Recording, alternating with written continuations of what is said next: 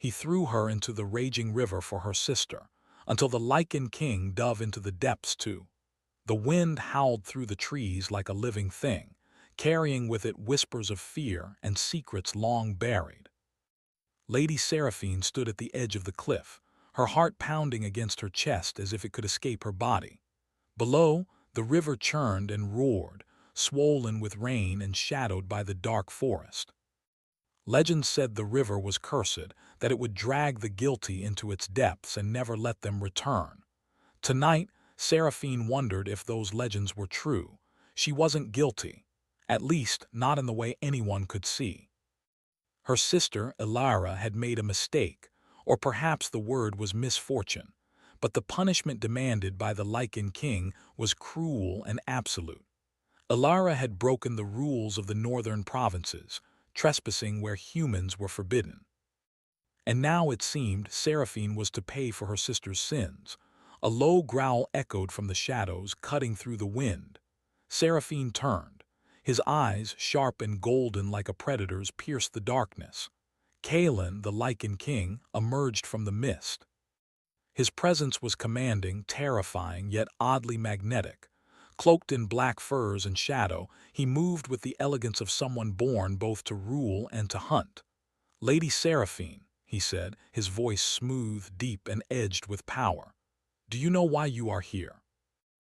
Seraphine swallowed hard. "I'm here to save my sister." Kalen's lips curled into a small, almost cruel smile. "And yet you stand here, trembling. Do you think the river will judge her guilt and spare yours? Or perhaps, do you think it will teach you the truth about your own heart?" Seraphine's hands clenched at her sides. The wind tugged at her skirts, and the river's roar seemed to echo her fear. She wanted to flee, but Kalen's gaze held her in place. It was as if the storm itself obeyed him, bending to the pull of his will. "You have a choice," he continued. "Save her or save yourself, but only one may survive the river's judgment." Her stomach turned. She knew what he meant. The river was no ordinary waterway. It was alive with the curses of the ancients. To step into it willingly was to risk everything. And yet, her sister's life was at stake. I will do whatever it takes," she whispered, her voice trembling but steady with resolve. Kalen nodded slowly. Then, without a word, he moved closer. His hand, strong and warm, brushed against her arm. Seraphine shivered, not from the cold but from the intensity of his presence. There was danger in him, but also a strange, undeniable allure. The Lycan king was not human, yet there was something painfully human about the way he regarded her now, with both judgment and curiosity. "You must prove your courage," he said. "Only then will the river grant you mercy, if it chooses to grant it at all." Before she could ask what he meant, Kalen stepped back. His eyes glittered in the dim moonlight. "Step forward." Seraphine's legs shook. The cliff's edge was perilously close, and the river below seemed to reach for her, dark and alive. Every instinct screamed at her to run, to flee into the forest and hide forever. And yet she could not abandon her sister, not now. She began, but Kalen's hand shot out, gripping her shoulder firmly. "Do not falter, not now," he commanded, and with that he pushed her. Seraphine felt herself tumbling, the world spinning around her as the river rose to meet her. Panic clawed at her throat as cold water swallowed her whole. Darkness pressed in from every side. She gasped, her lungs filling with icy water, and the river's current dragged her under with relentless strength. For a moment she thought it was over, that this was the end. Her life had been forfeit in an instant, and her only thought was of Elara. She should have done more. She should have protected her. She should have. A strong, powerful arm wrapped around her, cutting through the icy current. Her lungs screamed for air, but the grip was firm, unwavering. Slowly she was lifted, dragged toward the surface. And there he was, Kalen. The Lycan king himself, his golden eyes burning with intensity, his body like a shadow carved from the night. "You are not yet ready to die," he said, his voice barely above the roar of the river. "You have more to learn, more to feel." Seraphine coughed, water dripping from her hair, her heart pounding as she clung to him. Why did you save me?" she asked, her voice trembling with a mixture of fear and awe. Kalen's expression softened just slightly before hardening again. "Because fate is not yet done with you," he said, "and because your courage, it fascinates me." Fascination. That word hung in the air like a whisper of magic. Seraphine did not understand it. How could a king, a monster, a creature of darkness, be fascinated by her? She was just a girl from the northern villages, small and fragile, swept into a world of power and danger. And yet in his gaze she felt seen, truly seen, as if the river had revealed more than her fear. The current was relentless, and Kalen fought against it with ease, dragging her to a small ledge where the water slowed. Seraphine collapsed onto the wet rocks, shivering violently, her hair plastered to her face. Kalen knelt beside her, his cloak damp and clinging to his form. For a long moment neither spoke. Only the river's roar filled the silence. Finally, Seraphine whispered, I thought I was going to die." Kalen's gaze softened once more, though his voice remained steady. "You almost did, and perhaps that is what you needed. To see the truth of your heart." Seraphine struggled to rise, but her body trembled uncontrollably. "What truth?" she asked. "That courage alone is not enough," Kalen said, his eyes meeting hers. "It is your choices that define you. And tonight, you chose your sister over yourself. That is rare, that is powerful." She could not speak. Her chest ached, her mind a whirl of confusion, fear, and something else, something like awe, or perhaps a strange, unsettling connection she could not name. Kalen was both terrifying and protective, both cruel and kind. How could one being contain so many contradictions? The wind carried the sound of footsteps, sharp and hurried. Kalen stood, pulling her roughly to her feet. "Come," he said, "we have little time.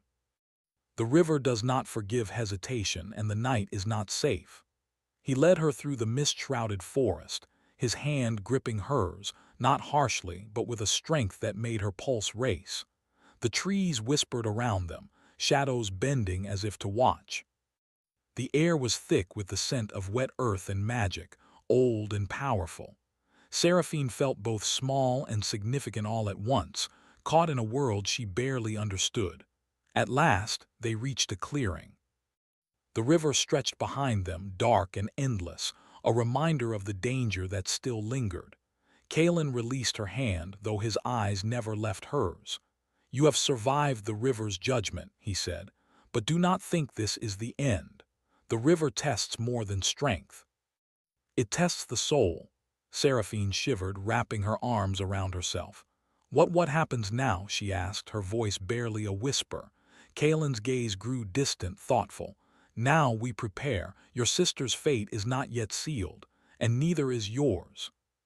He turned, disappearing into the mist, leaving Seraphine alone with the river's roar in her ears. Yet somehow, she did not feel entirely alone. Somewhere in the shadows, a presence lingered, a promise of danger and protection entwined. She did not understand it, but she knew one thing: her life and her heart would never be the same.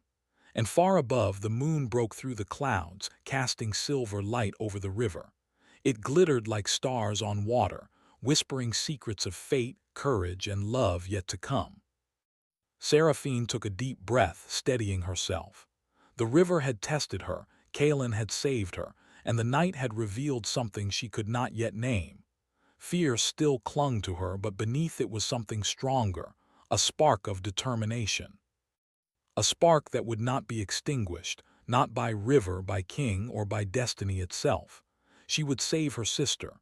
She would survive the darkness. And somehow, she would face the Lycan king again. The river had not let go of her yet. Even after Kalen dragged her to the riverbank, Seraphine could still feel its icy memory clinging to her skin, seeping into her bones. Every step she took over the wet stones sent shivers through her, a reminder that the water had not been merely a river, it had been a test, a mirror of her fear and guilt. Kalen did not speak as he led her away from the water. His cloak, heavy and dark, hung damp against his shoulders. his golden eyes fixed forward with unyielding determination.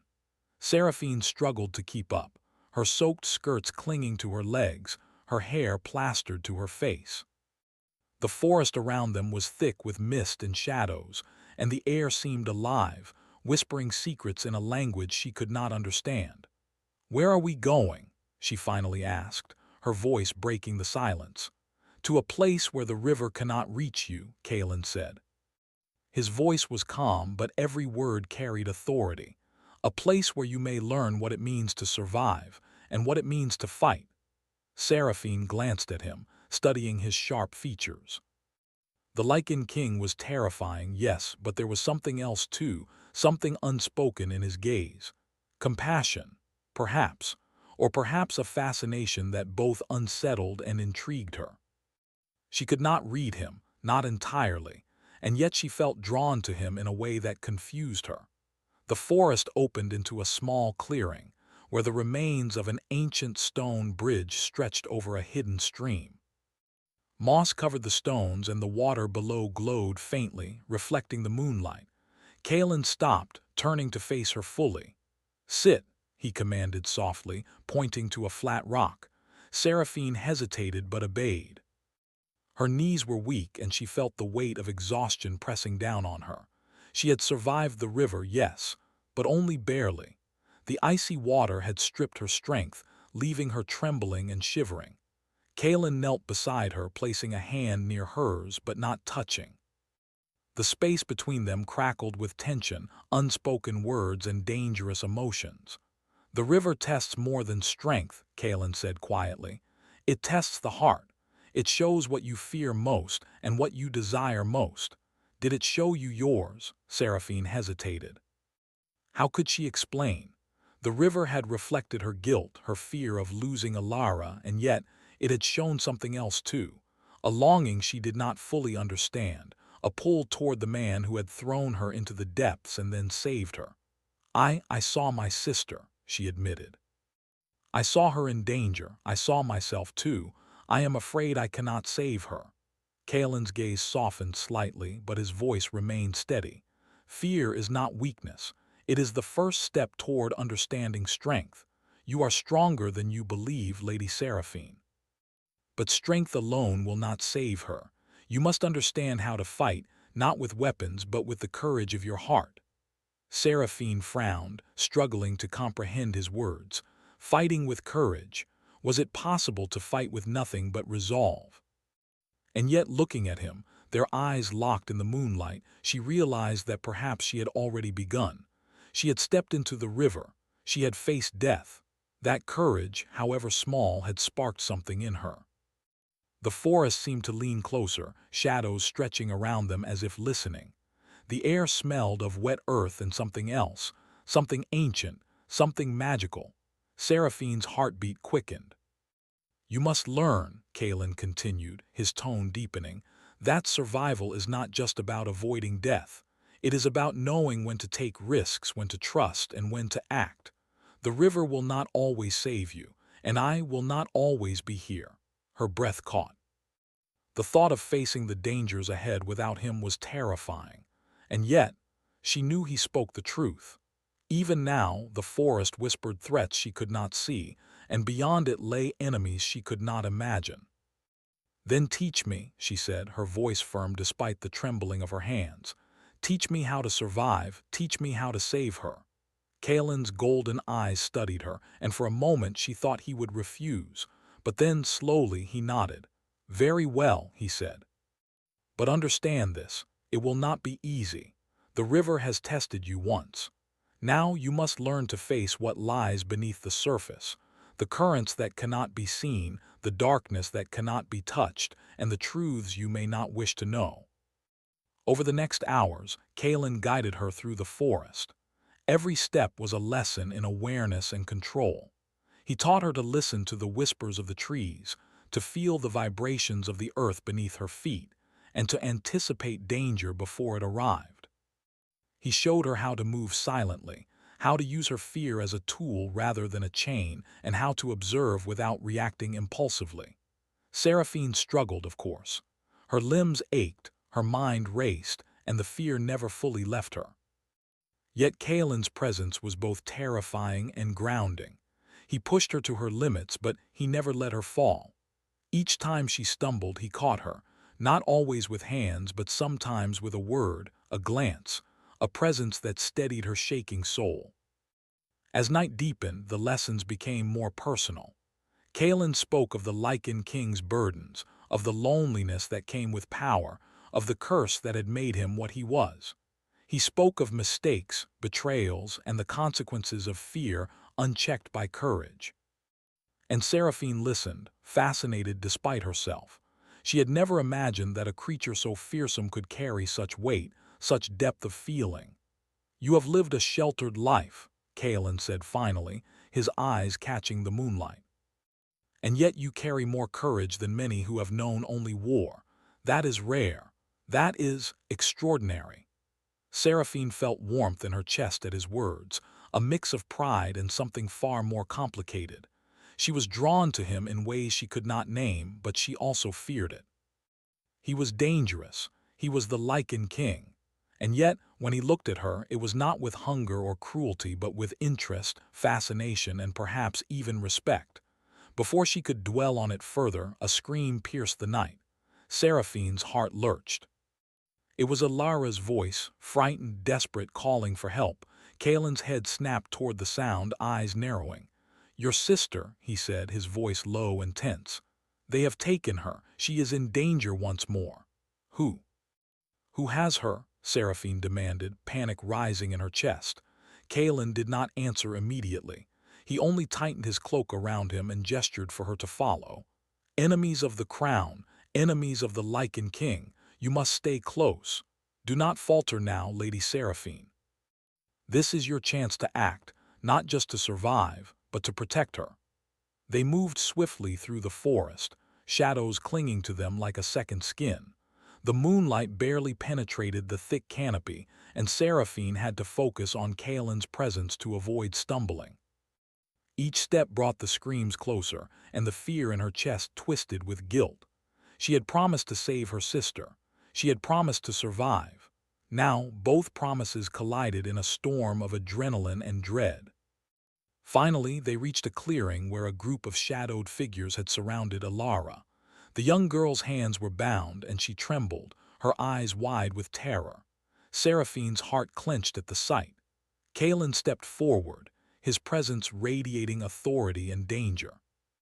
"Release her," he commanded, his voice like thunder over the quiet forest. The figures hesitated, glancing at one another. And then, as if realizing they faced more than a mere girl and a king, they stepped back. Seraphine rushed forward, tearing the ropes from Alara's wrists and pulling her into a fierce embrace. "You're safe now," Seraphine whispered, tears streaming down her face. "I promised I would save you. I promised." Kaelin watched silently, his expression unreadable, but there was a glimmer in his golden eyes, a flicker of approval, of something softer beneath the hardness he carried like armor. But even as they embraced, Seraphine knew this was not the end. The forest still held shadows, the river still whispered its warnings, and the Lycan king still carried burdens she could not imagine. Yet, for the first time since that night at the river, she felt a spark of hope. She had survived. She had learned. And together, perhaps, they could face what lay ahead. And in the quiet that followed, Seraphine realized something she could not yet name. She did not fear Kaelin as she had before. She feared the world, but him. She felt an unexpected connection, a strange warmth in the presence of a creature of darkness. And deep down, she wondered whether the bond they were forming could withstand the dangers to come, or if it would burn them both. The river had tested her. The forest had tested her. And now the night itself seemed to whisper. The true trials were yet to come. The forest faded behind them, replaced by the looming silhouette of Kaelin's fortress. Towering walls of black stone rose like jagged cliffs against the moonlit sky, and the air carried the scent of ancient magic, cold and powerful. Seraphine's heart thudded in her chest. She had survived the river, navigated the forest, and helped rescue her sister. But this place, this fortress, felt like stepping into another world entirely. Kalen moved ahead of her with silent authority, his presence commanding and almost otherworldly. Seraphine followed, her hands brushing the damp stone walls as they passed. Every shadow seemed alive, every corner whispering secrets. Guards, or perhaps spirits, watched silently from the high battlements, their eyes glowing faintly in the dark. "Stay close," Kalen said, his voice low and steady. "The fortress is not merely stone and steel. It has a will of its own. It tests those who enter as the river tested you. Do not falter." Seraphine nodded, swallowing hard. She wanted to speak, to ask questions, but the fortress itself seemed to demand silence. The corridors twisted and turned, lit only by flickering torchlight that cast long shadows across the walls. The air was cool and heavy, carrying the scent of wet stone and old magic. Finally, they reached a small chamber carved from the fortress itself. The room was bare, save for a large stone basin filled with water, glowing faintly with an eerie silver light. Kalen gestured for her to sit. "You have learned much already," he said. "But now you must learn more about yourself, about courage, and about the choices that shape destiny." Seraphine looked at him, her chest tight. I want to learn. I want to be strong enough to protect my sister, to survive whatever comes next." Kalen studied her silently, then nodded. "Good. Strength comes in many forms. Not all of it is physical. You must learn to face what you fear most and not turn away. Only then can you survive the trials ahead." He moved closer, placing his hand near hers, though not touching. Seraphine felt a shiver run through her at the nearness of him. There was a strange intensity in his gaze, something that made her heart pound and her mind reel. She wanted to look away, to retreat, but she could not. His presence was magnetic, terrifying, and compelling all at once. "The river showed you your courage," he continued. "But courage alone is not enough. You must also understand fear and how to use it, not be consumed by it. You must confront the darkness and find the light within yourself." Seraphine's thoughts drifted to her sister, trembling in the forest, and to the people who had tried to harm her. She could not let them win. She could not fail. "I understand," she whispered.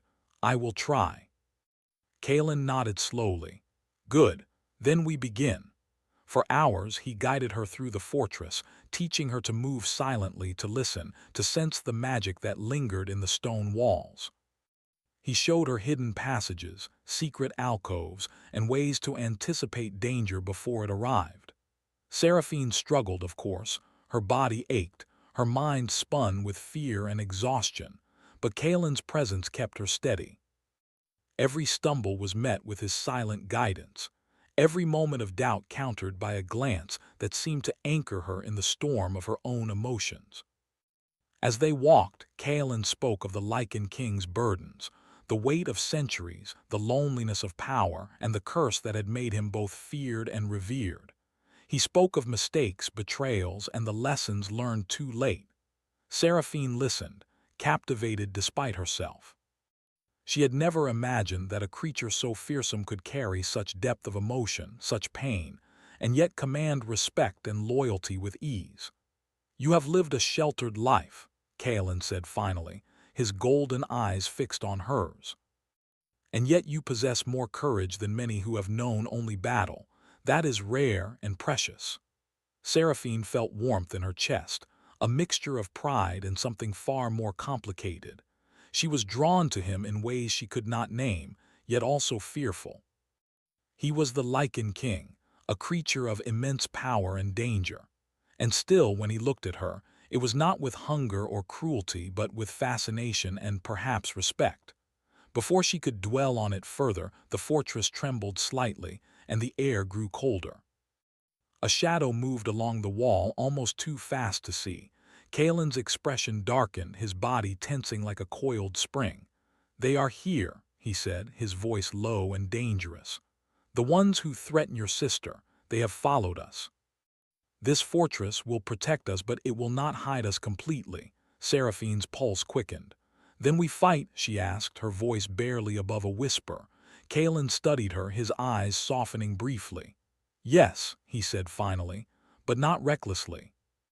You must understand the rules before you act, and you must trust me, she nodded. Trust. That was the hardest lesson of all. She had trusted no one since leaving her village, and yet here she was, relying on a creature who had once thrown her into a river. The river that had almost killed her, and yet he had saved her. He had taught her. He had shown her courage she did not know she possessed. The first attack came without warning. Shadows moved along the walls, figures clad in dark cloaks and wielding strange, jagged weapons. The fortress seemed to shift with them, passages rearranging as if alive. Seraphine clutched Kaelin's arm, fear and adrenaline coursing through her veins. Kaelin's golden eyes blazed. With a single movement he struck, moving with the speed and power of a predator. The attackers fell back, stunned by his swiftness and strength. Seraphine watched, awe and terror warring in her chest. He was fearsome, yes, but also precise and controlled, a master of both power and strategy. You must stay close, he commanded, his voice cutting through the chaos. Do not try to fight alone. Observe, learn, and act only when necessary. Seraphine nodded, keeping her distance but following every movement, every command. Her hands shook, but she forced herself to focus, to trust the instincts Kaelin had begun to awaken in her. And when the opportunity arose, she acted, not recklessly but with purpose. She used the shadows, the walls, and her own quick thinking to help Kaelin disarm an attacker, her heart racing with both fear and exhilaration. When the battle ended, the attackers driven off into the night, Seraphine sank to her knees, exhausted but alive. Kaelin approached, his gaze steady, his expression unreadable. You did well, he said finally, his voice softer now, almost approving. Better than I expected. Seraphine blinked at him, surprised. I did. Yes, Kaelin replied. You acted with courage and with intelligence. That is rare in those who have not trained their hearts and minds. You are learning, Lady Seraphine, faster than most would under these circumstances. She felt a strange mix of pride and disbelief. Could she truly be learning? Could she truly survive in this world of shadows, rivers, and kings? She wanted to believe it, and Kaelin's presence, both terrifying and comforting, gave her hope. For a moment they stood in silence, the fortress quiet except for the distant wind and the faint hum of ancient magic in the walls. Seraphine could not stop herself from noticing him, the strength in his shoulders, the golden glow of his eyes, the way his presence seemed to fill the room. She felt both fear and longing, a dangerous combination she did not yet understand. Kaelin broke the silence. Rest now, he said. Tomorrow will bring new challenges and you must be ready. You will face the truths you have been avoiding, the fears you have been hiding. Only then can you protect your sister and survive the trials ahead. Seraphine nodded, her exhaustion heavy upon her. But even as she settled onto the stone floor, her mind could not rest. She thought of the river, of the forest, of the shadows that had attacked them tonight. And most of all, she thought of Kaelin, his power, his intensity, and the strange, unspoken bond that had begun to grow between them. She did not understand it yet. Perhaps she never would. But one thing was clear, the Lycan king had changed her world. He had challenged her courage, awakened her instincts, and shown her a path through danger she had never imagined. And though she tried to tell herself she was only learning to survive, a small, unbidden part of her heart whispered something she could not yet name, a dangerous, thrilling, and frightening awareness that the trials ahead would not only test her courage, but her heart as well. As the night deepened, Seraphine lay awake, listening to the fortress breathe, listening to the distant wind, and wondering what the dawn would bring. Shadows were never far, the river's lessons lingered, and the Lycan king remained both a guide and a mystery she could not ignore. And somewhere, deep in the quiet of the fortress, she felt it, the spark of a bond forged in fear, in survival, and in the unspoken promise that they were now bound together by something greater than either could yet understand. The kingdom of shadows was vast, dangerous, and full of secrets. But Seraphine had learned something essential tonight. She would not flee, she would not falter, and she would face whatever came next beside the Lycan king or alone if she had no choice. The night stretched long and full of tension, yet it carried a promise. The trials were far from over, the danger ever present, and the connection between them growing stronger with each passing moment. And as the moonlight touched the stone walls, Seraphine knew that tomorrow the true tests would begin. The wind howled over the fortress walls like a living creature, carrying the scent of rain, earth, and magic. The night was restless, and so were the hearts of those within. Seraphine stood beside Kaelin, her sister safely hidden in the inner chambers of the fortress, yet her thoughts were consumed by the danger that still lurked outside. The enemy was relentless, and the forest beyond the walls promised neither mercy nor respite. Kaelin's golden eyes scanned the horizon, sharp and calculating. "They are coming," he said, his voice low, filled with both authority and warning. "And this time they will not hesitate." Seraphine swallowed hard. She had trained, learned, and fought by his side, but the terror in her chest had not left. She knew the stakes. One misstep could mean death for her sister, for Kaelin, or for herself. And yet, despite the fear, a part of her felt something else, an undeniable, strange confidence born of survival, trust, and the bond that had formed between them. "We will face them together," she said, her voice firm. "I will not falter again." Kaelin studied her, the golden glow of his eyes flickering with something unreadable. "You speak boldly," he said, "and yet you understand the weight of those words. Courage alone is not enough. You must act wisely and with heart." The night deepened, shadows stretching long over the walls of the fortress. From the forest, distant cries and the rustle of movement heralded the arrival of their enemies. Figures cloaked in darkness advanced, wielding weapons twisted by magic. Kaelin's lips curved slightly, almost imperceptibly, a predator ready to strike. "Stay close," he ordered, placing a hand near Seraphine's shoulder. "We will not fail." She nodded, gripping the hilt of the small dagger he had given her. It was a simple weapon, but she knew now that survival did not always rely on swords or magic. It relied on presence, observation, and courage. The battle began without warning. Shadows moved like living smoke, striking from unexpected angles. Seraphine's heart raced, but she did not panic. She followed Kaelin's movements, mimicking his steps, listening to his commands and striking only when she saw an opening. She disarmed one attacker with quick thinking, ducking behind a stone pillar as another lunged. The lessons he had taught her, the quiet listening, the careful observation, the use of fear, saved her more than once. Kaelin moved like a force of nature, golden eyes blazing, his strikes precise, his power undeniable. The enemies fell back under his strength, yet the numbers seemed endless. Seraphine realized then that courage alone would not win this battle. They needed strategy, unity, and the bond between them to survive. As the fight raged, Kaelin called out, his voice cutting through the chaos. "Seraphine, now!" Her pulse quickened. She understood immediately. Using the shadow of the fortress walls, she maneuvered behind a group of attackers and tripped the one holding a magical lantern. The light extinguished instantly, plunging them into darkness. The confusion worked to their advantage, and Kaelin took full control, striking with a power and speed that left the enemy reeling. The battle ended as suddenly as it began. The last of the attackers fell, retreating into the night, leaving the fortress standing, though marked by signs of conflict. Seraphine's chest heaved with exhaustion, her hands trembling, yet there was triumph in her eyes. She had faced death, darkness, and chaos, and survived.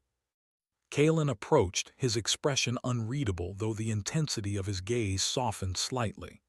"You did well," he said, his voice quiet now, almost gentle.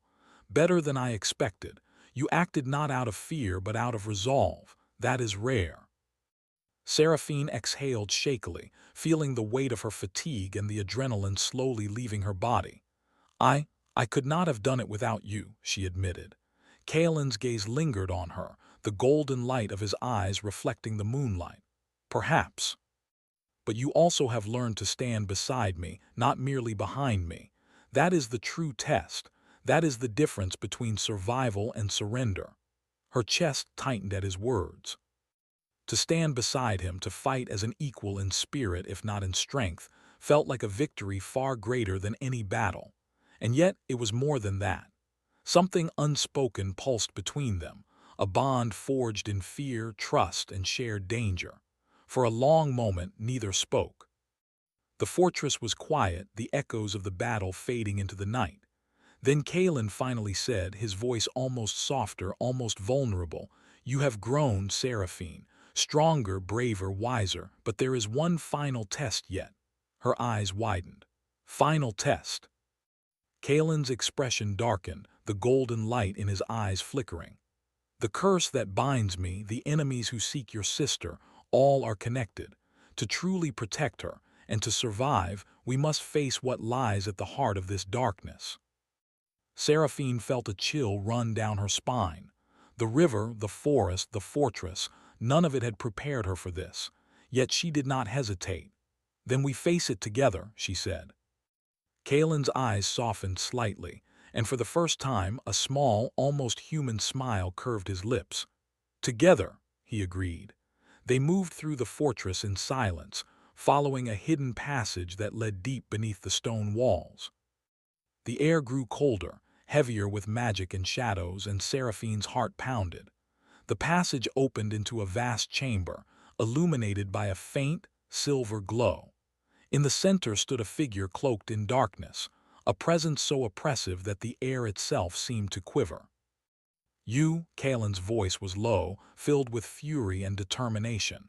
"It ends here." The figure turned, revealing eyes as cold and dark as midnight. It was the source of the curse, the architect of the danger that had pursued Seraphine and her sister. "You have grown bold, Lycan King," the shadow said, its voice echoing through the chamber. "But courage alone will not save you."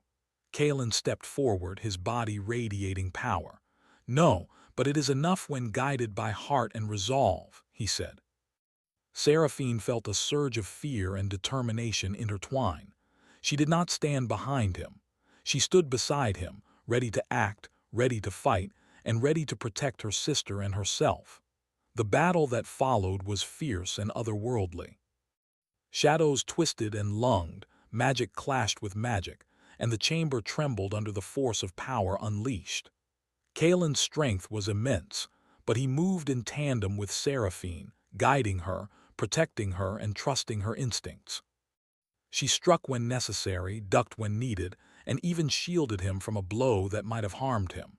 At one point, the shadow sought to overwhelm him, pushing Kaelin to the brink. Seraphine's heart screamed, but she did not hesitate. She acted, using her small dagger to disrupt the shadow's focus. It was a minor act in the grand battle, but it shifted the balance. Kaelin's golden eyes met hers in that fleeting moment, and she felt a silent acknowledgement. She had become his equal, in spirit if not in power. With a final, powerful strike, Kaelin shattered the shadow's form, breaking the curse and dispelling the dark magic that had haunted them. The chamber grew silent, the oppressive air lifting as the enemy vanished into nothingness. Seraphine collapsed to her knees, exhausted but alive. Kaelin moved beside her, placing a hand on her shoulder. "You did well," he said softly, his golden eyes meeting hers.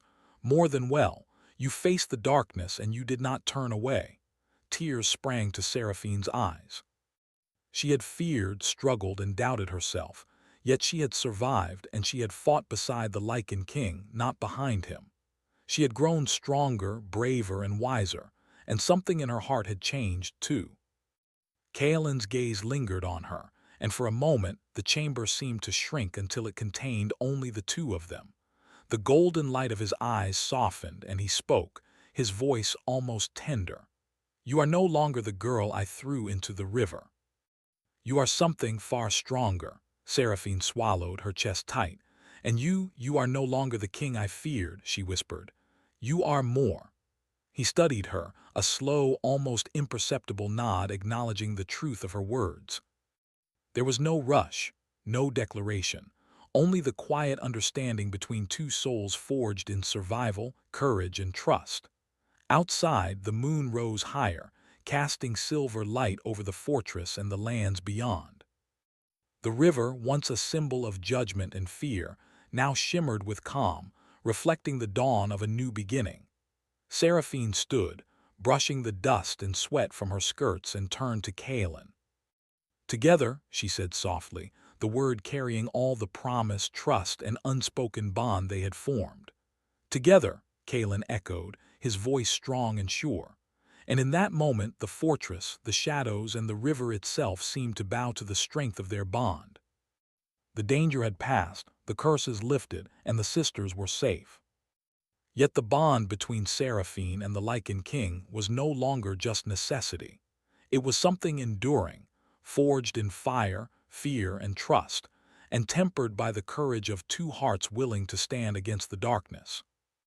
The kingdom of shadows remained vast and full of secrets, but within its walls, light had returned. And Seraphine knew with quiet certainty that whatever trials might come, she would face them not alone but with Kaelin by her side. For the first time she understood.